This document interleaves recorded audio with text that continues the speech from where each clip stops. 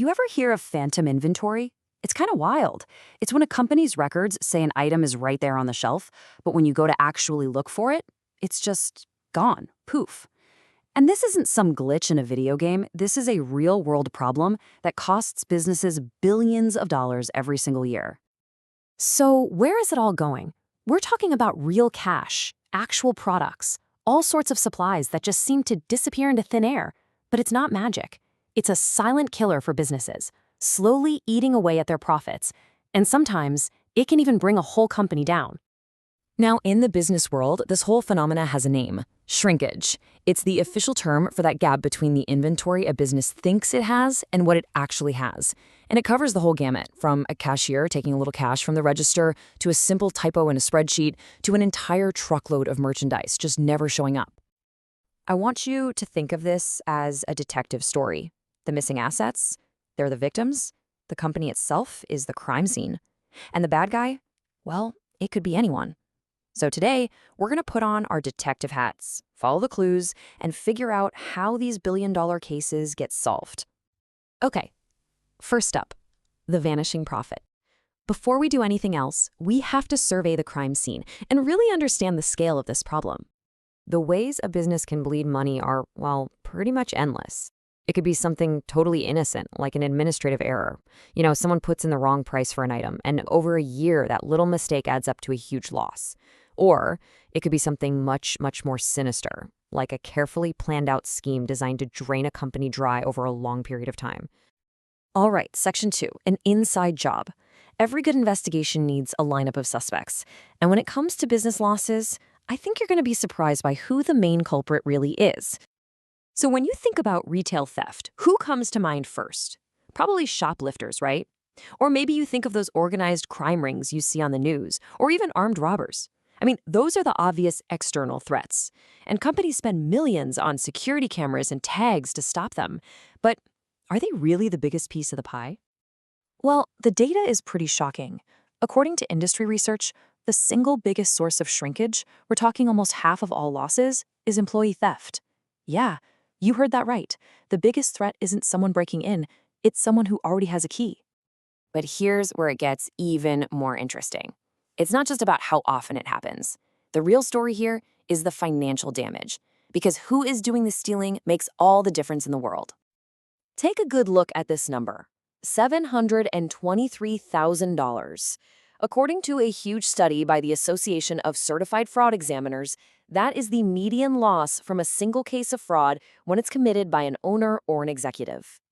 And to put that into perspective for you, that is 9 times higher than the median loss from a regular employee. So while a lower-level employee might steal more often, the truly catastrophic, company-ending damage, that comes from the top. The higher the position, the bigger the potential damage.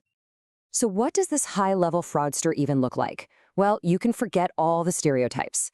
The data shows they are not your typical criminals.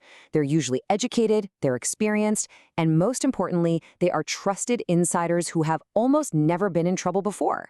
They know the company's systems inside and out, which is exactly what makes them so dangerous. So, with a crime this complicated, hidden deep inside a company's financials, you need a very special kind of detective.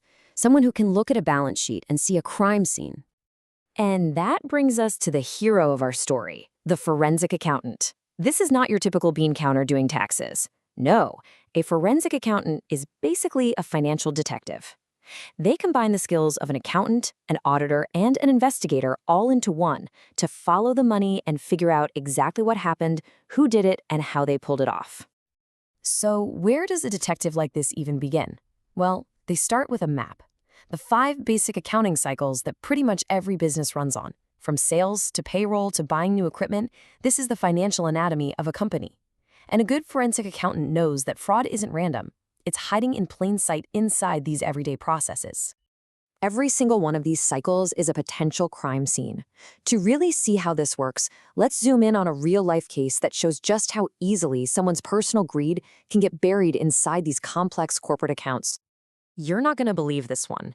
In one real case, a chief financial officer, the person whose entire job is to protect the company's money, stole over $600,000. In one of his schemes, He created a totally fake workers' compensation claim inside the payroll system, all to get the company to pay for his kids' braces. Unbelievable. Okay, Section 4, cracking the paper code. Now, finding a scheme like that is one thing, but proving it in court is a whole different ballgame. For that, our detective needs cold, hard evidence, and it is almost always buried under a mountain of paperwork. The guiding light for any financial investigator is the audit trail. See, every single financial action, a payment being made, an invoice sent out, a check being cashed, it all leaves a footprint, whether it's on paper or digital. The job of the forensic accountant is to find those footprints and follow them all the way back to the source. Following that trail means digging through literally everything. We're talking canceled checks, bank statements, invoices, purchase orders, even the official minutes from board meetings. Each document is a piece of the puzzle, and together, they tell the whole story. But how do you make sense of thousands of documents? Well, investigators use really cool tools like this and inference network. It's a way to visually map out the connections between every piece of evidence. So this canceled check proves a payment was made. Okay, this invoice shows that payment was to a fake company. And this email connects our suspect to that fake company. Boom.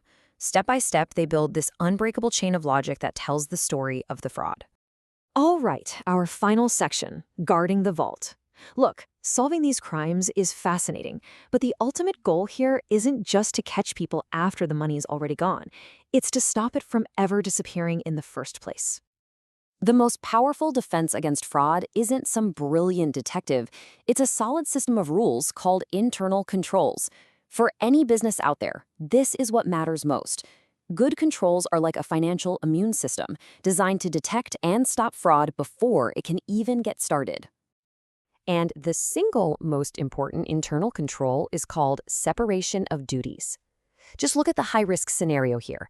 If one single person has the power to approve a payment, then sign the check for it, and then reconcile the bank account, well, they have the perfect opportunity to commit and conceal fraud. It is a total recipe for disaster. But in a low-risk setup, those jobs are split up. The person who approves the bill can't be the one who signs the check. The person signing the check can't be the one who checks the bank statement. It's a simple but incredibly powerful system of checks and balances.